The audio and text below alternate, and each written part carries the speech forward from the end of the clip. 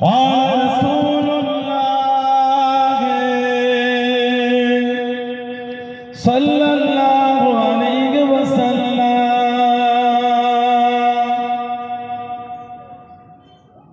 من تمسك بسنة فساد أمتي فله أجر مئات شهيد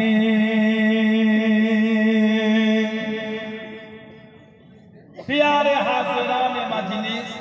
আমার ইমানদার ভাইরা নেককার আল্লাহওয়ালা গণেরা যুবকেরা মুরব্বিয়ান বাপজানেরা সমবয়স্ক নওজওয়ান গণেরা আজকের আমাদের এই সুন্দর মাহফিলের একনিষ্ঠ কর্মী কমিটি সাহেবান গণেরা বিভিন্ন গ্রাম বিভিন্ন পাড়া থেকে আগত আমার ফুরফুরা শরীফে মুজাদ্দিদুল জামান হুজুরের সিলসিলা মুরিদ মুতাকিদিন পাগল গণেরা পর্দার আড়ালে অবস্থিত আমার মা ও বোনেরা আজকের মাহফিলের সম্মানীয় অত্র এলাকার মসজিদের ইমাম সাহেব সহ সম্মানীয় উলামা হযরত সহ অত্র মাদ্রাসা সম্মানীয় আসাতিজে کرام সহ সম্মানীয় আমার ছাত্র ভাইরা আমাদের জনাব মাহিদুল ইসলাম সাহেব সহ সম্মানীয় উলামা হযরত বলেরা খিদমতে এসে হাজির হয়েছে আমি অধম নালায়েক খাকসার পাপী আমার মনে হয় আজকের মাহফিলে যতগুলি মানুষ বসে আছে সবচাইতে বড় গুনাহগার থাকতে হলে সেটা আমি আছি আমি পাপী আমি গুনাহগার আল্লাহ আপনাদের কাছে হাজির করিয়েছেন দোয়া করে আল্লাহ পাক যেন গুনাহগারের জবান থেকে কিছুক্ষণের জন্য হলো আল্লাহ পাক কিছু বলার মতন তৌফিক ইনায়াত করেন বলুন সকলে আল্লাহুম্মা আমিন তার সাথে সাথে আল্লাহ পাক আপনাকে এবং আমাকে উভয়কে শুনে বলে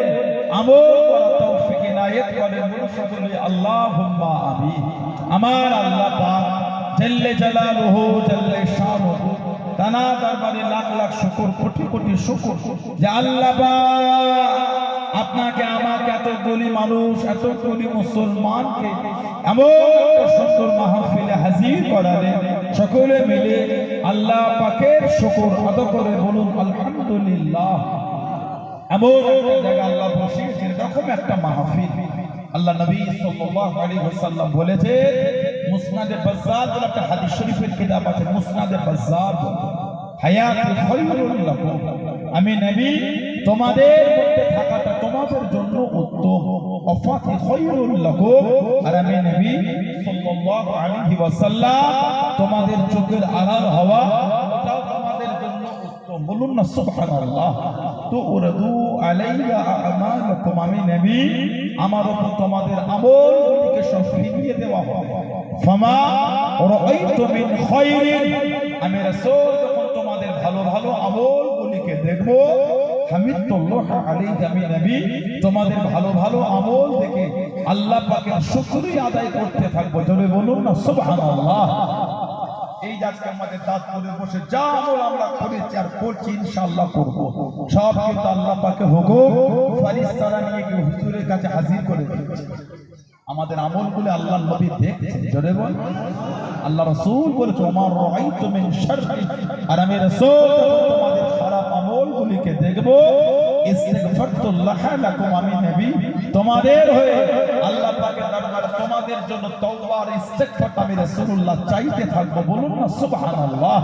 সেই হুজুরের ভালোবাসা mohabbat নিয়ে এসে বসে আছে অনেক ধরে বসে বসে আপনারা ওয়াজ নসিহত শুনলেন শুধু শুনে চলে গেলেন কিছু হলো জীবনে রূপ দিতে হয় কিছু হলো জীবনে রূপ আমল নাই করতে পারলাম চরিত্র যদি বদলাতেই নাই পারলাম এত কষ্ট করে বসে লাভ হলো জলসায় বসলে মানুষ হেদায়েত হয় না হেদায়েতের রাস্তা খুঁজে পায় জলসায় বসলে মানুষ হেদায়েত হয় না হেদায়েতের রাস্তা খুঁজে পায় হেদায়েত তো তখন হয় যখন আল্লাহ হেদায়েত দেয় তবে আল্লাহর কাছে হেদায়েতটা চাইতে হয় আলেম ওলামাদের সোহবতে বসলে পীর মাশায়েখদের সোহবতে বসলে হেদায়েতের পথ পাওয়া এই রাস্তায় গেলে আমি ভালো পথটা পাবো যেমন সানাউল্লাহ সিদ্দিকী ওই মেন রোড টাকি রোডটা ধরে একটু আগিয়েই চলে গিয়েছিল আবার জিজ্ঞাসা করে কিছুটা এসে আবার বাম হাতে আমাকে আসতে হলো আপনাদের রাস্তাটা আমি একটু আগিয়ে গিয়েছিলাম, এই যে আমাকে দেখিয়ে দিল হুজুর ওইখান থেকে বাম হাতে যান, যদি ওই বাম হাতে না এসে একটু আগে গিয়ে ডান হাতে ধরতাম দাঁতপুর আসতাম বলে মনে হয়। সময় অতিক্রম হয়ে যাচ্ছে, হুজুর এসে পৌঁছায় কি খবর, কখন থেকে ইসলামপুরে ঘুরছে আমি আপনারা জানেন, আধ ঘন্টা হয়ে গেল রাস্তা জলসা খুঁজে পেলাম, কোন দিকে গিয়েছে বলে আমি ওই এই দিকটা, কত হুজুর উল্টো দিকে চলে গেল, কোনটা গেল রাস্তা খুঁজে পাবো। জলসায় বসলে হেদায়েতে পথ পাওয়া যায়, যে পথে চলার জন্য সূরা ফাতিহাতে আমরা বলে থাকি ইহদিনাস সিরাতাল মুস্তাকিম, আল্লাহ আমাদের সরল সহজ সিধে রাস্তার পথ ঠিক করে। সেটা কোনটা নিজেরাই আবার চাই, সিরাতাল লাযিনা আনআমতা আলাইহিম, আল্লাহ যে রাস্তার উপর যাদের উপর আনআমতা আলাইহিম আপনার নিয়ামতগুলোকে আপনি আতা করেছেন, আল্লাহ আমাদের ওই পথের পথিক করেন, ওই রাস্তার আরোহী করেন। ওটাই হলো আহলে সুন্নাত ওয়াল জামাত, ওটাই হলো জান্নাতের রাস্তা, ওটাই হলো হেদায়েতের পথ। ধরে বলেন না সুবহানাল্লাহ। যারা মেনেছেন, যারা মেনে চলেছেন, যারা মহব্বত করেছেন তাদের থেকে শিক্ষা মানা আর ভালোবাসাটা কি জিনিস, প্রেম আর মহব্বতটা কি জিনিস যারা দিয়েছেন তাদের দিকে আল্লাহ নবী সাল্লাল্লাহু আলাইহি ওয়াসাল্লাম সাহাবা হুজুরদের জীবনী, তানাদের মহব্বত, তানাদের ভালোবাসা, তানাদের প্রেম, তানাদের আল্লাহর রাসূলকে মানা, আল্লাহু আকবার, ওই ধারাটাই একটু আলাদা ছিল। আল্লাহ পাক সৃষ্টির মধ্যে সবথেকে উত্তম অন্তর আল্লাহ বানিয়েছেন সাহাবাদের, বলুন না সুবহানাল্লাহ। মানে নবীদের পরে, নবীদের পরে যাদের অন্তরটা হলো সবথেকে উত্তম, ওনারা হলো আল্লাহর রাসূলের সাহাবা। আল্লাহ নবী নববী শরীফে ওয়াজ করে, আল্লাহ পাক কোরআন শরীফের আয়াতটা নাযিল করেন। কোরআন শরীফ 26 পারা সূরা হুজরাতের 2 নম্বর আয়াতটা নাযিল হয়ে গেল। ইয়া আইয়ুহাল্লাযীনা আমানু, হে ঈমানদার বিশ্বাসী বান্দা বান্দীরা, লা তারফাউ আসওয়াতাকুম ফাওকা সাওতিন নবী, খবরদার খবরদার আমার হাবিবের কাছে, আমার হাবিবের সামনে, হাবিবের কথার আওয়াজের উপরে তোমাদের আওয়াজটা জোরে করো না, শব্দটাকে জোরে করো না। ওয়ালা তাজহারু লাহু বিল কওলি কাজহারি বাযুকুম লিবাযিন, যেমন তোমরা